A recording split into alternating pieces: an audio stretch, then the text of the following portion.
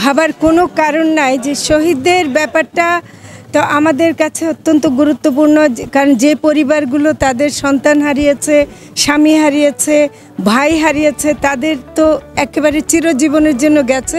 অনেক ক্ষেত্রে সারা বাংলাদেশের কথা বলছি, তারাই একমাত্র মানে কর্মক্ষম বা উপার্জনকারী সদস্য ছিল। আবার যারা আহত হয়েছে তাদের অবস্থা আরও করুণ, কারণ তাদের আবার হাত পা হারিয়েছে, চোখ হারিয়েছে।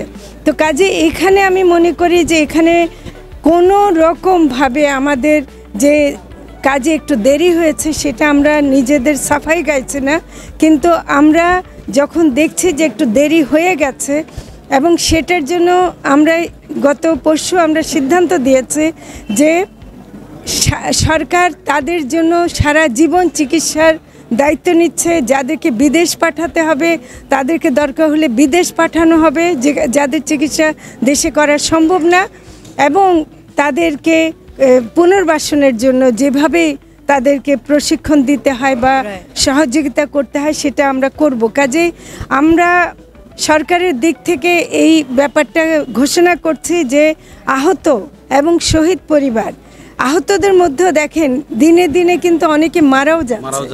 কাজে শহীদ আর আহতর মধ্যে পার্থক্য খুব একটা নেই। যারা বেঁচেও গেছে তারাও কিন্তু একটা জীবন, এমন মরণের মতো একটা জীবন। তো কাজে আমি মনে করি যে এখানে সরকারের দায়িত্ব অনেক, এবং সেই দায়িত্ব পালন করার জন্য সরকার প্রস্তুত এবং সেটা করবে। আর